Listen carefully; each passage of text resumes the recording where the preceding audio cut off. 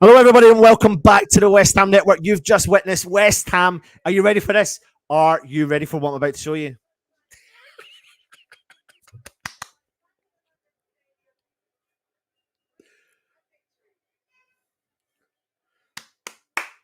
I tell you what, right? I tell you what. You've just witnessed West Ham beat Chelsea 3-1 at home. How did we do it? The way that one man and one man knows only how to. Moyes ball. That's so frustrating. It's so shit to watch in the first half. It definitely was a game of two halves. It definitely was. We were a bit more, not just clinical in front of goal, but we did defensively work more as a unit. You know, we shut down. The only one we couldn't really shut down was Raheem Sterling. He was the most effective player for Chelsea today. But once you nullified any of that threat, we kept, you know, if you think about Jackson, their main striker, he had nothing. He couldn't do anything. Moises Caicedo came on the park. He couldn't do anything in the middle of the park. Even Alvarez came on and done his magic. He used his strength. He shadowed the ball. But for me, Paqueta, he was involved all in the first half. A little bit kind of, you know, away with the fairies and really in the first half. But second half, he really turned it up and he was really influential. Another massive shout out though goes to one player. And this player, a couple of, actually, not just one player, but a couple of players, but one particular player in terms of Tommy Soucek. I thought he was really important to West Ham today. He was brilliant. He played so well. He nipped in. He made good tackles. He was really effective. He was winning first balls. He was also winning the second balls for West Ham. Let me just give you the game stats for Tommy Soucek as well. Just give me 2 seconds while I put that there. I'll jump into the comments in a second. But keep all the comments, please, coming in. He played the full 90 minutes. He had 41 touches. He had accurate 63% passes accuracy. He made 3 key passes in the game, and he was accurate with 100% of his long balls. He only won a third, of his ground duels, and he won just over half of his aerial duels. He only lost possession 10 times, but he made 4 clearances. This is where Tommy Soucek really kicks in. 4 clearances, 2 block shots, 5 interceptions. He was so effective in his job today. He really got stuck in. He done everything he needed to do in that midfield. Yeah, James Ward-Prowse also come on the field today, making his debut for West Ham. He had a 96% accuracy in the midfield for his passing. He had 38 touches in total, played 81 minutes. He got 2 assists in the game today as well. He won 50% of his ground duels. He only lost possession 4 times. He made 3 clearances, 1 block shot, 1 interception, 2 tackles as well. He was heavily involved in that game from start to end. West Ham, you need to remember, lost Agard in the second half due to a second yellow card. It was frustrating. It was really annoying, but it happened. He was gone, and then bang, West Ham backs against the wall. But essentially, I feel like we dealt with all of their threats. In the second half, the one that stepped up the most for me, though, was Mickey Antonio. He played up top all game himself. He was getting fed nothing in the first half, and what he had to come up with wonders. Listen, JWP won the ball back for West Ham. They played the ball into the path of Antonio, and I thought Antonio did really well just to hold up play and do his business. But he came to the 18-yard box. No one else was supporting him. He looked up and he thought, I'm going to smash that ball just inside the 18-yard box. And that's exactly what he did. And he pinned perfectly into the bottom right-hand corner. It was really, really good play from him. He really was effective. His hold-up play in the second half was effective. I am not, and I will not walk away from the fact that that was terrible football, in particular in the first half from West Ham. You know, we allowed Chelsea to play ball. We allowed them to come at us. We stepped back. We never challenged on the ball. I was always confused when they were coming through, you know, into our kind of effective area, the final third, and we weren't putting challenges in. That's why Raheem Sterling would just come at us and look up. I don't know how many times he dribbled through our defence. And I said it earlier on in the Matchday Live on the previous show that it was like drizzle cake on a Sunday, cutting through, slicing through our defence. That's exactly how he was playing at the time. Antonio, though, in his game, and I think you'll see some interesting stats here when I read them out to you. He had 17 touches, not a lot for a striker, obviously 30% accuracy in his passes. He won 50% of his ground duels, 50% of his aerial duels as well, but he was fouled a lot in the game, And it's actually, when you look at his heat map, he did have to contribute for the rest of the team. I know we have a lot of work to do, but this is a good foundation to set ourselves off from. Beating a team that Chelsea, who have just spent the money they have spent in the transfer window, it's a lot. But we can't just come away with this game and go, it was absolutely amazing. It's amazing to get this result against Chelsea. Of course it is. Nobody's taken away from the fact that it's a fantastic result against Chelsea. But there's a lot of work to do in the West Ham Park. Holding on to possession, playing the ball around, playing the passes. We look frightened sometimes when we're on the ball as well. And I think that's something that we definitely need to change moving forward 100%. Lucas Paqueta, like I said, I thought it was a game of two halves for him. He played the full game. He had 57 touches. He had 76% pass accuracy. He was accurate with a third of his crosses. He was accurate with 50% of his long balls. He had one shot on target, one shot off target. He only won 2 of his ground duels from 16 attempted, so he wasn't really at the races there. But I think most of his positive play came in the second half. He did win 50% of his aerial duels as well. He did make 2 interceptions, but he did get on the ball a lot. So for him, it was a game of two halves. It was a little bit like, all jokes aside, someone spoke to them in at halftime and actually went, go and get this problem resolved, because right now what you're doing is allowing Chelsea to come at you. You know, we cannot forget the save. That save was game changing for Areola in the first half. You know, they won a penalty, and you know, by the letter of the law, I suppose it was right to win the penalty. They a tackle from Souček, and Enzo Fernandez stepped up, and Areola read it really well. That really catapulted. At that point, I think we had something like 6 minutes in the first half to play, and I think at that point you thought, right, go West Ham. I think Emerson made a run, tried to penetrate their defense, but really we just could not get through. We were really struggling. We were trying to knock at the defense every time we had possession, but we just couldn't get through at all. I think they kind of managed their situation really well, but what they didn't do was feed the ball through to the striker and really give him a shot. If I look at the possession at home, it's 76% possession to Chelsea, to West Ham's 24%. So that is a big issue. We did have 12 shots to Chelsea's 17. We did have 6 shots on target to Chelsea's 4. They had 9 shots off target to West Ham's 3. They blocked 4 shots to our 3 as well. We had 3 corner kicks, but we were really effective. We were so effective from our corner kicks, so from our set pieces, as JWP can really offer us something from absolutely nothing as well. We did hit the woodwork with Paqueta, but I think essentially positives and negatives, you cannot remotely walk away from this game and think, right, that's our season defining moment. It's got potential. If you beat Chelsea with the current team we've got and the current style of play, with players that we're linked to who can come in and add real excitement or value, then that sort of stuff really can make can really be like a big game changer. 100% it can be a big game changer, because we're going to bring creative players in, ball players that hold on to the ball and hold on to possession. That's what we need. We don't really have that confidence in another part. I'm also struggling not to be, I don't want to be too negative, because we've walked away with the 3 points. It's really, really good.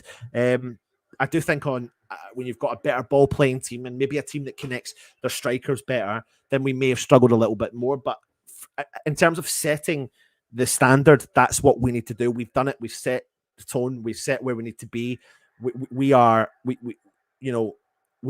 not want to drop that effort. The one thing you can say is there's definitely work ethic there.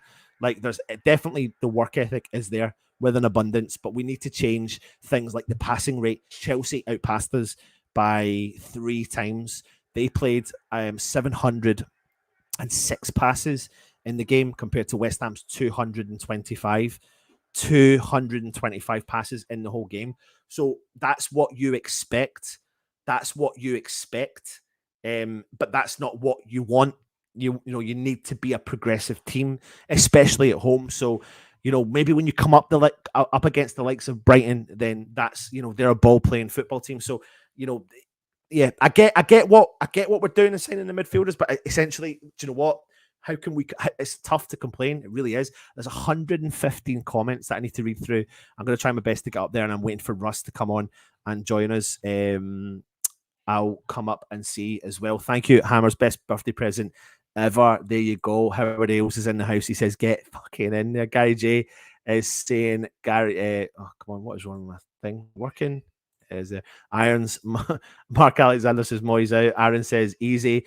Who saw that coming after the sending off from Usual Suspect? Absolutely nobody did. Nobody did. Gary J says Chelsea. Who? Hammer Time can talk this to do what? Michael Blease says 150 million penalty. Irons. Absolutely. Joe, oh, come on. Is my stream going? Hopefully it's not. So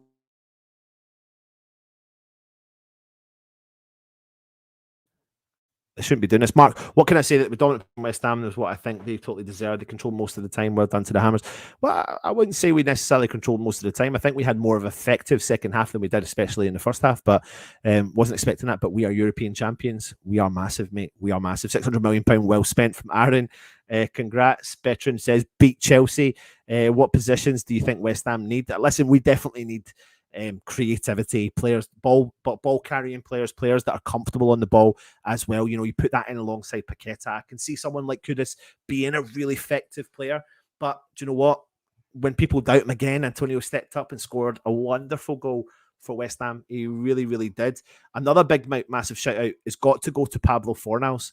I can't stress enough, right? I felt really disappointed for Pablo.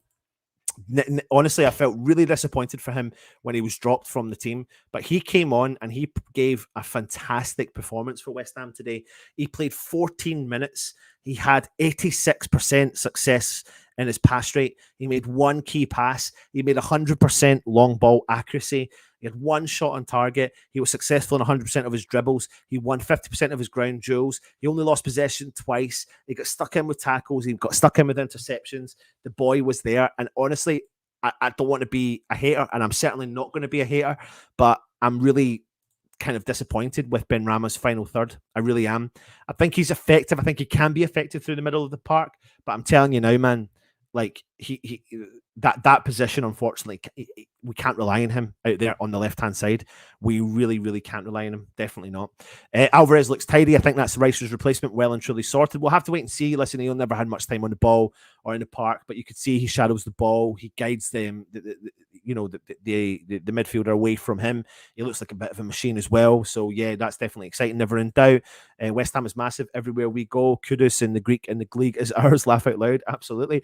I want Mavropanos and Kudus in big time and a striker. I tell you what, those two players though would really add value. The size of Mavropanos, like, you know, you're bringing him off the bench, especially in time, you know, if he's had a full season under pre-season under his belt, which he has, then Agaird's missing for the next game, and that's what you want. Bring Mavropanos in, put him into the training system, have 1 week in the system, and then he plays alongside Zuma next week. Casino was shocking, he really was.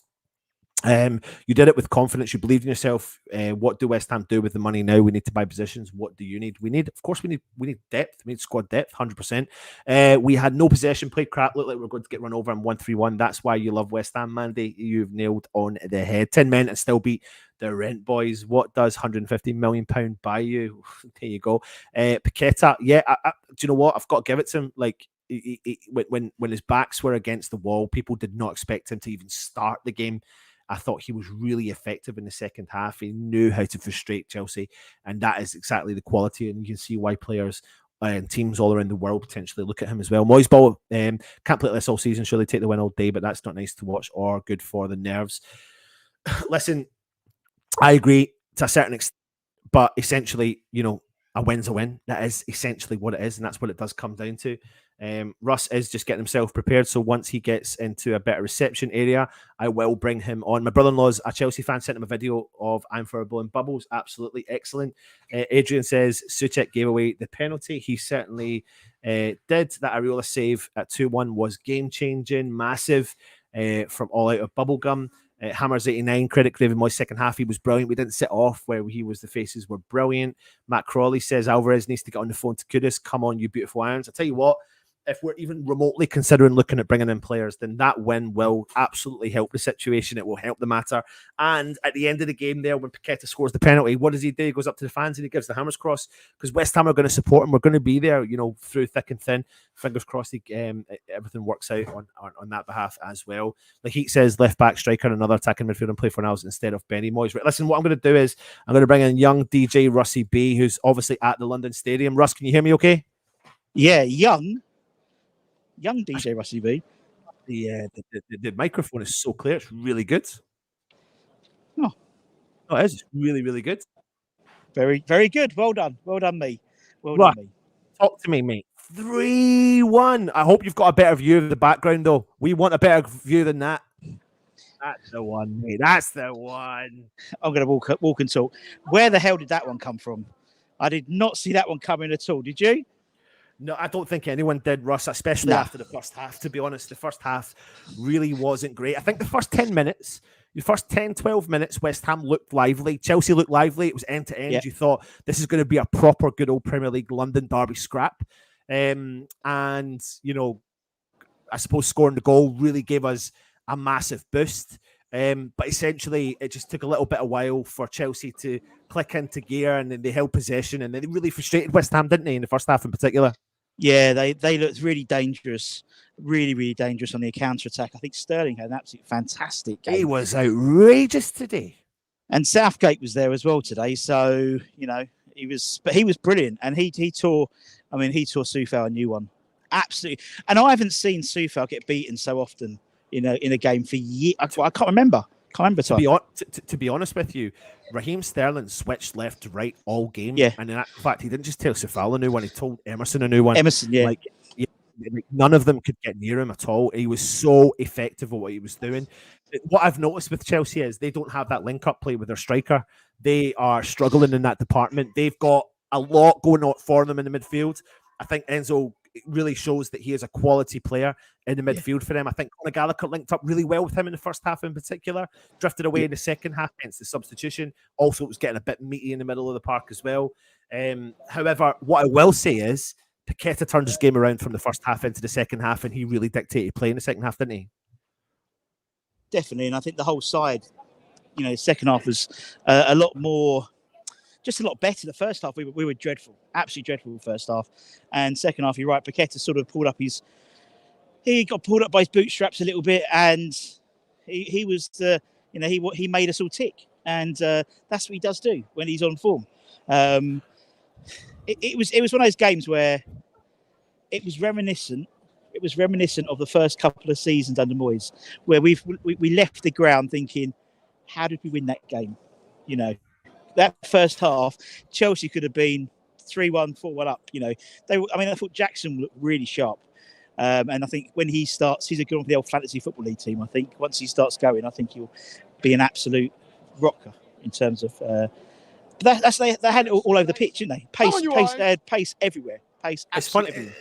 I think it's funny you said that, because in actual fact, I thought that's one of the positions we really dealt with quite well today was actually Jackson. I think that was really the kind of one of the biggest issues that they had today was the lack of something va-va-voom up top. And I think that's really what it really affected them essentially in this game today. But I think one of the players that we really have to commend today is a player that seems to be Moyes' favourite no matter what. And that is Tommy Souček. His defensive stats today are through the roof. Yeah, and I think you've seen, and we speculated, didn't we, when he should have been named the former captain, number 41 left. We speculated, mainly out of hope than anything else, that you'll see a different Tommy Souček. Last two games, he's been exceptional. He's been exceptional. And even at the last sort of dying embers of the game, he's putting tackles in. He was going to be going off. For Alvarez. And then obviously the sending off happened and that got changed. But I thought he was brilliant. I thought he was outstanding. And he's when we went 10 down, player down, he's the type of player you need there, you know, just to put his body on the line for sure. Yeah. Absolutely. Fantastic game from the potato salad, that's for sure. Yeah, absolutely. I'm trying to get stats up. However, my mouse has decided to absolutely play silly buggers.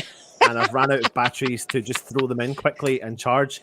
So I'm trying to, I get it, but it's just not Love working. it. I did have them up. And because I'm now on a bloody PC, I don't have the ability to just do touchscreen and move my mouse around. So this is a bit annoying. I need to have a backup plan. Russ, yeah, absolutely. Listen, Antonio had a lot of work to do today, didn't he? He had a lot of work to do himself. I felt so sorry for him in the first half. But do you know what? I got to give him so much credit, and a massive shout out to Antonio for his work rate in the second half. He done really good, didn't he? Definitely. I'm always one of his biggest critics, but he had a really good game today. Took his goal really well, and bullied 3 really good defenders. Really good defenders. Yeah, Disassi, he is a brute of a man. Thiago Silva's a brute, and he held his own, and I thought he was really good. Kept on running, and then Moyes still got his wish at the end by allowing Bowen to come on and play up front on his own for the last 10 minutes, because that's his master plan, isn't it? Well, we'd have to buy a striker. I thought he was really good. Good. Talk to me about this man, JWP. First game, first debut, 2 assists. Right. What do you think? Well, I mean, it was funny. We were just because behind the fourth wall, but as soon as the start, kickoff goes, I have to go for a wee, because I don't have a wee for an hour and a half. And I went to the toilet. I came back up, and I always pop in and say hello to Bobby Seagull and his brother, who's always there in the disabled area. And we watched the first corner together, and I was like, oh! And then obviously we got the second corner, and we were just all celebrating in the disabled area. It was really funny.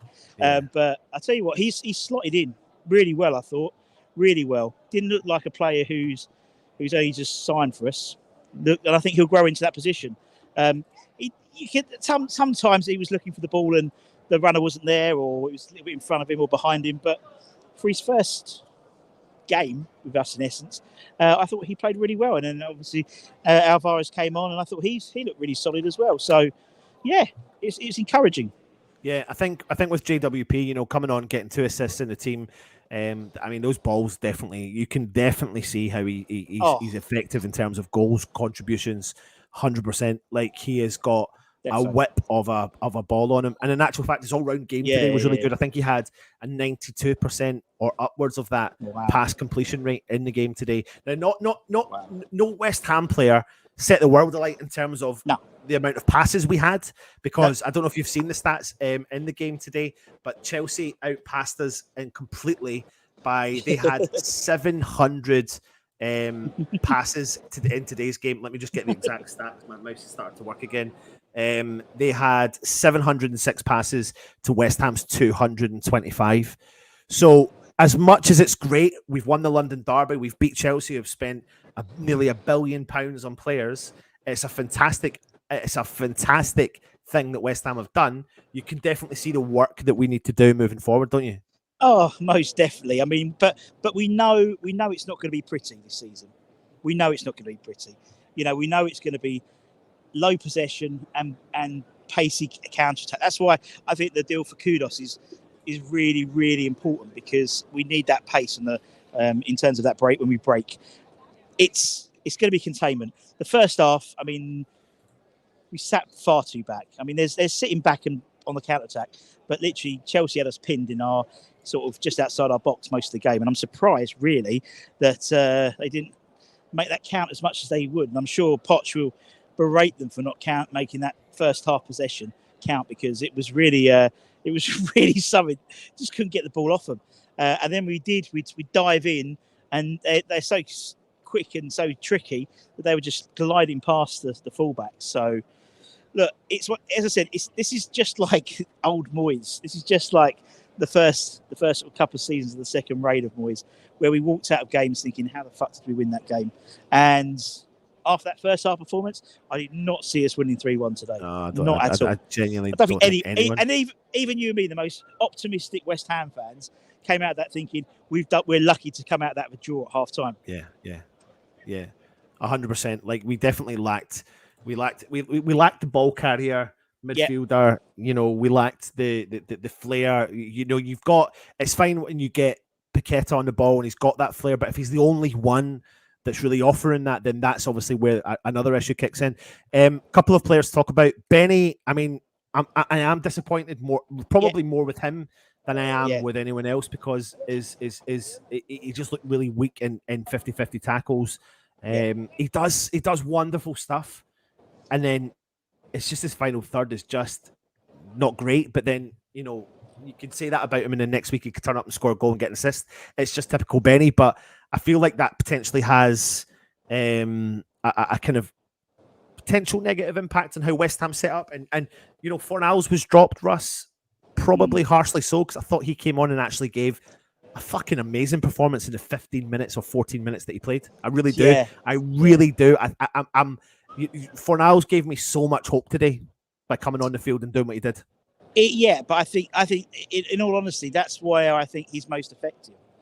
Is you need that particular, 25 minutes to go, you need that burst of energy, and he comes on and just provides that. And so, I'd rather Fornals coming on with half an hour to go than Benny coming on half an hour to go, because we're going to get with Fornals, you're going to get someone who's going to be tidy on the ball, show energy, show willingness, run about like a lunatic for half an hour, and probably harshly dropped, but you always knew he was going to be dropped for the new signing, whether it was JWP or Alvarez.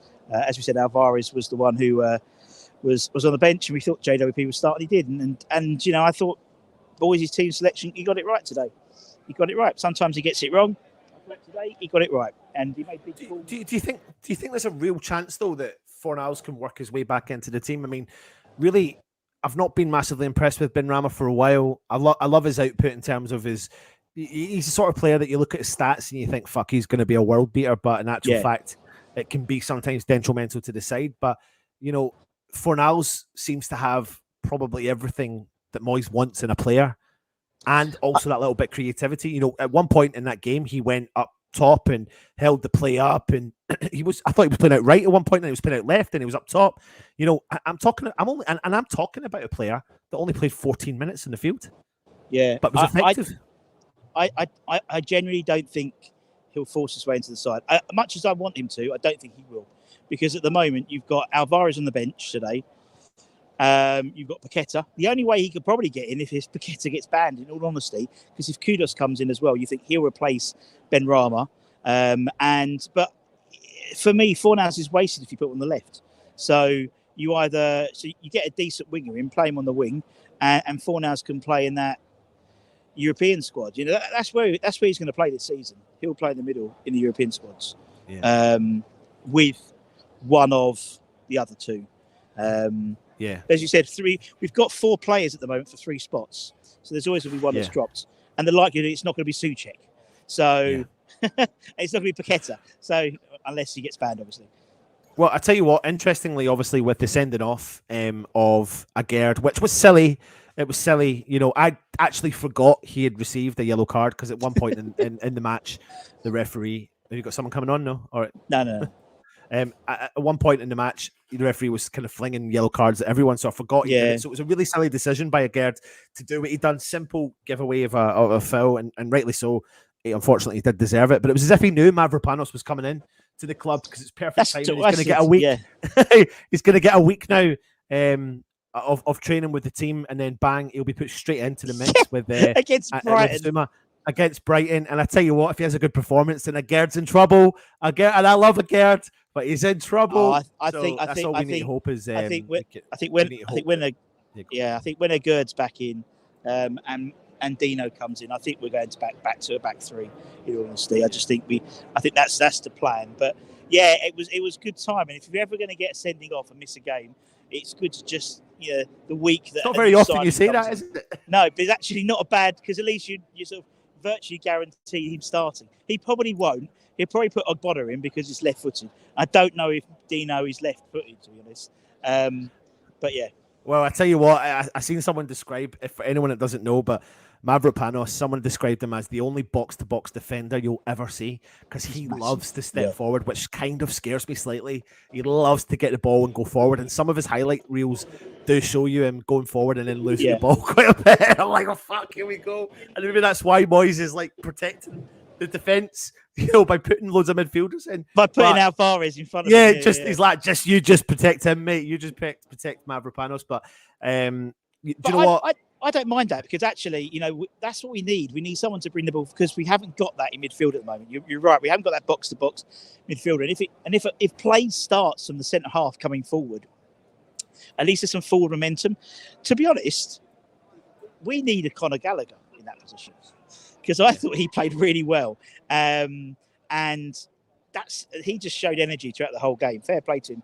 But obviously, Casado, I thought Casado came on for 25 minutes. It's the worst fucking 25 minutes I've ever seen in my life. He was awful. His debut really didn't go down to the level that he really wanted No. it to. But you're right, mate. You're right. I think we've either way, we've definitely there's things we need to fucking progress with. Like there's going to be changes. There is going to be changes. I mean, I'm looking now at the highlights of Mickey Antonio. I can't stress to you enough what Antonio's second half performance, right? If Antonio 90 minutes every game, then he's our man to carry West Ham forward. Yeah. I don't know how the man, when, especially you, Russ. I mean, I'm a doubter of him sometimes as well. I still doubt him. But then sometimes he comes up trumps. It's a game of two halves. Someone put in the comments there, Paqueta is hilarious. Like, today was a little bit hilarious. I mean, what about the first half when he looked at the referee and went, why are you not blowing a yellow card? And then the referee didn't blow the whistle. Raheem Sterling steps in and gets the ball, played to the whistle, Paqueta. But I tell you what, he is effective. He knows how to hold the ball up play. He's clever. He goes to the corner. He's got that bite, that determination. I'm telling you what, right, all the allegations that are out there in the world, but if you watch Paqueta week in and week out, he is an absolute maniac when he's on the ball and off the ball. He's an absolute maniac, and I love it. I do love it. Yeah, totally. And I think you see how much he puts into the game. You see his energy levels, and he does pick up silly yellow cards all the time. And whether his family have placed any money on them, that's another question. But he's like the Joker. He's like the Joker. We had a bit before. We were showing. So I was looking at some clips beforehand, and they had Di Canio play.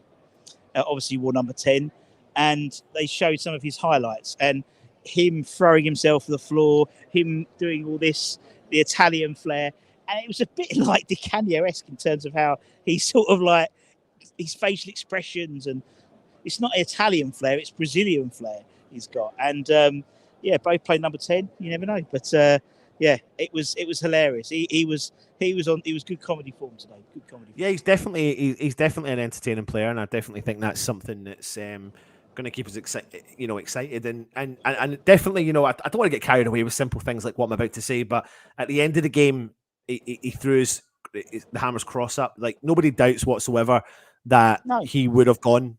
If this investigation thing hadn't come up. But what you might find is, in Touchwood, he does get found not guilty, however long this is going to take. And when that does happen, and I think it will happen, we've probably got a long-term legend on our hands here. As long, Well, I think, I mean, it'll be concluded by then. I'd imagine it'll be concluded, in the next couple of months, and then obviously in the summer, his transfer, release clause comes into effect. But at the end of the day, that's how it should work. And he could come out of this with a fantastic season. And then if City do come in for him in the summer, they come in for him in the summer. There's nothing we can do contractually about that. But look, he's gonna. If he's clever, he'll put himself in the shop window by having a hell of a season. And it won't just be City. It won't just be like he should have been named the former captain, number 41, who only had Arsenal as the only option. City didn't really put the money in. So he wants, if he has 4 or 5 clubs after him, Real Madrid, Barcelona, realistically, he's that good to play in those sides, as well as Man City. That's his objective. And then, maybe he might not want to leave, but it's we can't think about that yet. We need to win Europa League and get into the Champions League in this year, and then he might stay. Russ, lots of people talking about Moyes bashing. I mean, that was Project Moyes. Like, it was Moyes' ball, beginning to end. But it did get a result. So I don't know what people. The question I'm going to ask to you, and even probably the question I could ask Nick, our good friend at Clanton Booze, as well, is like, I don't know. Like, I've walked away and I'm elated, and I'm looking forward to watching Match of the Day, which is ridiculous because they're probably just going to show Chelsea on the ball and West Ham score goals. However, we've won the game, so I'm walking into the weekend, or coming out of the weekend, absolutely buzzing, and that's the way we need to feel as West Ham fans. So I know there's work there. I get there's work there. I'm fully aware of that because that first half was terrible. And if you look at our West Ham network chat, that's all you see is, well, that was that was shit. Like, and that's the way it's always going to be. And we're not going to have any different than that. As I said, he has not changed the way he's played in the last 3 years. When we finished 6th, when we finished 7th, when we won the Europa Conference League, he has not changed. But what's different, I think, from this season, hopefully, to last season, is we've got someone who can score set plays. We've got a set piece master.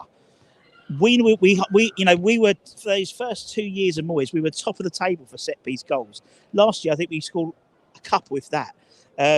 That's the big difference. And if we score the goals, people, it's Moyes, but it's going to be boring. And it isn't going to be any different. Moyes has got his contracts until the end of the season. He needs to have a good season to then whatever happens in July happens next July. So he's going to be he's going to be all about the results. It's not going to be about performance. It's going to be about results. Strap yourself in. It's going to be boring all season. Russ, the kids behind you want on, mate. Get the kids on. They want on. You want to come on? Yeah, sure. Right, let me take my earpieces so I can hear. What's your name? Archie Pryor. Archie Pryor. Connor Payne. Connor Payne with your 99s. Yep. What do you think of today? Drop it down so the Amazing. camera can see them, Yeah, Russ. really good. Yeah, really good. Yeah? Yeah, very good. Oh, we got here. Luca. Right, Yeah. okay. What are your thoughts about today then, boys? It was alright. Yeah? Yeah. Quality. Yeah. Quality. Great performance. Great performance. Who stood out for you guys today? I think Suchek did really well in the middle. He did, didn't he? Yeah, he did really well. Yeah, I think Ward-Prowse's corners were good. Yeah, awesome, weren't they? What do you think about Ward-Prowse making his debut today? Good. Yeah, did well. Yeah, great. Alvarez came on for a little bit as well. Yeah. Who do you want to see next? Who do you want to see as the next person coming in? What position? I like to see a new striker. Yeah. New striker. Yeah, striker. Don't you think Antonio played well then today? No, he did. Yeah, he did. But he's getting old. He's not scoring enough. He scored today. He scored a good goal today. That's one goal. One goal today. That's one goal. What about obviously the sending off? Again, getting sent off. Not good. Yeah. Not very good for us. It was a poor challenge. He was already on Silly, a yellow. wasn't it? Yeah. Silly idea. Yeah. And what do you about Chelsea today? Shocking. Shocking. Do you know they had something like 700 passes today? West Ham had 250 or something like that. We just need goals. No, we don't. Doesn't matter. Just score. Yeah. Check the scoreline. Potch. Exactly. Yeah. Box.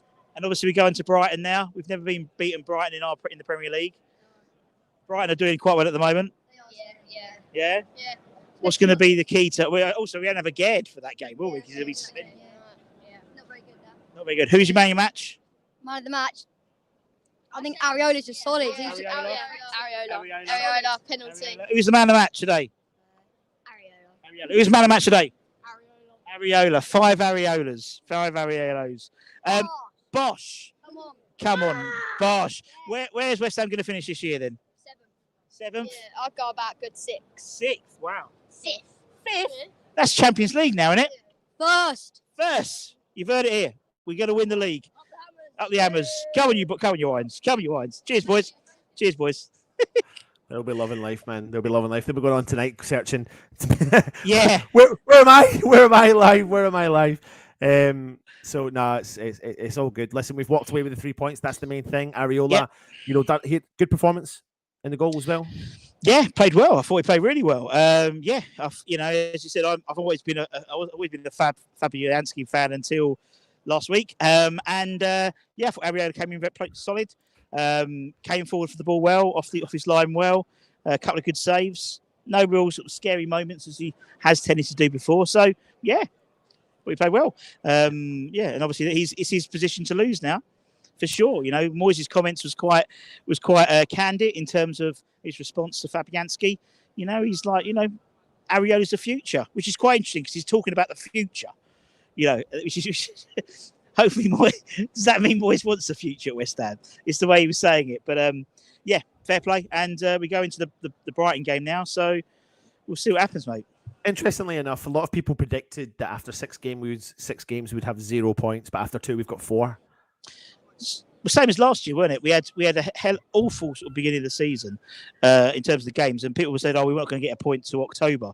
That might have avenged that Cornet goal from last year. Do you remember that? Yeah, and that's all started the rot a little bit at West Ham. So hopefully we can have a reverse to that and have a proper. I mean, next weekend's going to be the test, isn't it? Yeah, it's going to be never beaten Brighton. Yeah. Brighton at the top of the league. They've won both games. 4-1. We haven't got our recognised centre half. This is a good question, though, from Scott. Was that the last goal Antonio scores for the club? Well, when he went off, he gave a proper. To be honest, I wouldn't sell him. I don't think we can afford to sell him at the moment. No. We know that Leeds have got a bit of money now. because they've just sold Tyler Adams to Bournemouth. That's a great signing for them. But I don't think we can afford to sell him, and that's coming from me. Yep, absolutely. Well, Russ, that sums it up really well. I've got kids screaming in the background. I probably need to go and help the missus as usual, and you don't, mate, because you're young, free, and single right now. Well, not. I'm going to bed. I'm so tired. But listen, that brings an end to our Match Day Live and our Highlights Review show. If you are new around here, hit the subscribe button, hit the thumbs up. I really hope you did enjoy that today. It was really, really good fun. You know, at some points in the game, it was a little bit boring. But I think essentially, you know, West Ham Moyes bowled it and got ourselves 3 points and won the game 3-1. JWP with a debut brace of assists. Alvarez gets some minutes on the park. He looks decent. West Ham are still active in the market. We're going to bring in a couple of players that will make a big difference. 2 penalties, 1 saved, 1 scored, a sending off. A Premier League game with loads of things going on. So hopefully that takes over the fact that Chelsea outplayed us by passing 3.5 more times than us on the park when you watch Match of the Day 2 tonight. Anyway, from Russ and I, join us tomorrow. Later on, you'll see a Holly reaction from the stadium. Tomorrow, you'll have loads of the content coming your way, player ratings, you name it, all that sort of stuff. So subscribe to the channel, thumbs up. Much love, everyone. Take it easy. And, of course, come on, you Irons. Always.